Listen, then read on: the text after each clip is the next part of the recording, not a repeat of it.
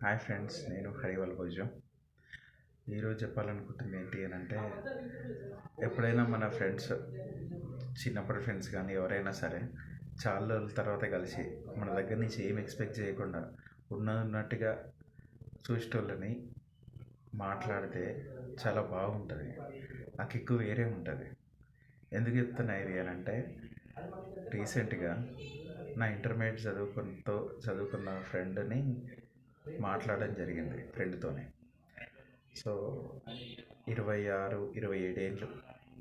వాడిని వాడితో ఉన్నప్పటి రోజులు వెనక్కేసుకొని చూసుకుంటే, వాడు వాడికి వాడి జీవితంలో ఉన్నాయి చెప్పిన విషయాలు, నేను నా జీవితంలో జరిగిన విషయాలు, పెళ్ళి, చదువులు, సంపాదన, ఒడిదుడుకులు, అవన్నీ మాట్లాడుకుంటుంటే టైం తెలియలేదు. ఒకటి, ఆడు చెప్తున్నంతసేపు నేను ఆపలేదు, నేను చెప్తున్నంతసేపు వాడు ఆపలేదు.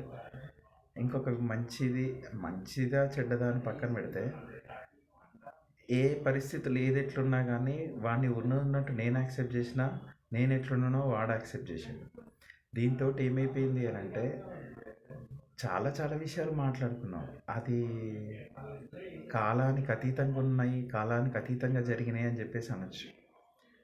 సో చెప్పొచ్చేది ఏంటంటే, మీరు మీ స్కూల్ దోస్తులతోటి మిమ్మల్ని ఉన్నట్టుగా యాక్సెప్ట్ చేసేటోళ్ళని, వాళ్ళని మీరు ఉన్నట్టుగా యాక్సెప్ట్ చేసేటోళ్ళు ఉంటే, వాళ్ళతో మాట్లాడుకుంటే ఆ వచ్చే కిక్కే వేరు. అసలు ఆకలి లేదు, టైం తెలియదు, ఇప్పుడు ఈ క్షణంలో ఉన్నాం అని అనుభవించే సాటిస్ఫాక్షన్ ఏదైతే ఉందో, ఆ తృప్తి ఏదైతే ఉందో, అది అల్టిమేట్. అసలు అది పైసలతోటి రాదు. అది ఆ మాట కూడా వచ్చింది మా మధ్య.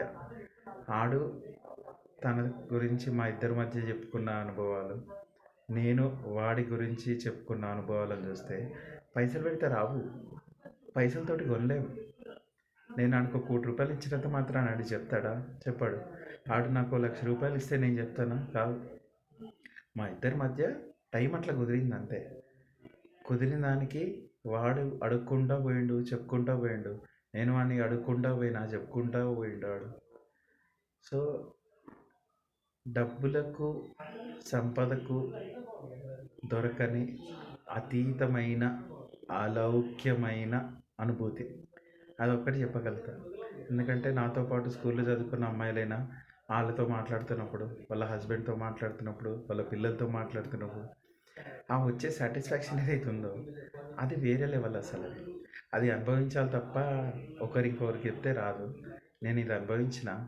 మీరు మీ దోస్తులతోటి కల్మషం లేకుండా, ఎలాంటి ఎక్స్పెక్టేషన్ లేకుండా ఉండటంతో మాట్లాడి చూడండి, మీకు కూడా అర్థమవుతుంది. ఓకే, ఇది ఈరోజు ముచ్చట. నేను హరి వలబోజు.